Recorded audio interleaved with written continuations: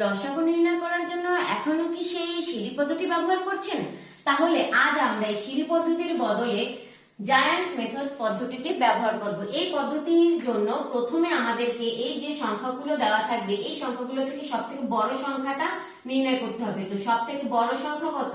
24। সবথেকে বড় সংখ্যা হচ্ছে 24 এবং এরপরে যে সংখ্যাগুলো আছে এই যে বাকি সংখ্যাগুলো দিয়ে 24 কে ভাগ করা যায় কিনা সেটা দেখবো। 6 দ্বারা ভাগ করা যায়, 12 দ্বারা 24 কে ভাগ করা যায়, কিন্তু 18 দ্বারা 24 কে ভাগ করা যায় না।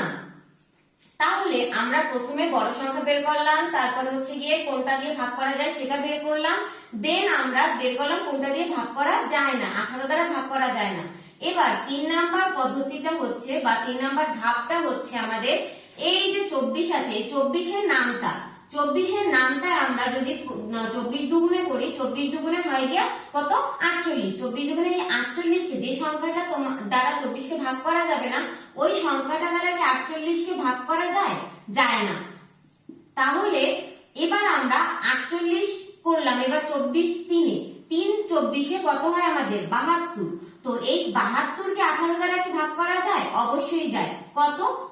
4 18 তে 72 হয়, তার মানে 18 4 বার করলে 72 হয়। তাহলে আমরা এই যে লাস্টে যে 72টা পেয়েছি, 72টাই হচ্ছে গিয়ে আমাদের লসাগু।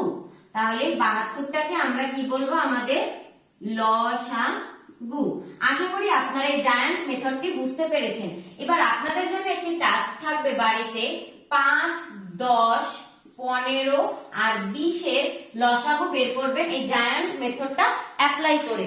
আশা করি আপনারা ভিডিওটি বুঝতে পেরেছেন। যদি কারো কোনো সমস্যা থাকে অবশ্যই কমেন্ট করতে হবে। এছাড়াও এরকম আরো অনেক নতুন ট্রিক্স এর জন্য আমাদের মেরিট মেন্টরস এর সাথে থাকুন। পরবর্তী ক্লাসে আমরা আরো নতুন কিছু নিয়ে আপনাদের সামনে উপস্থিত হব।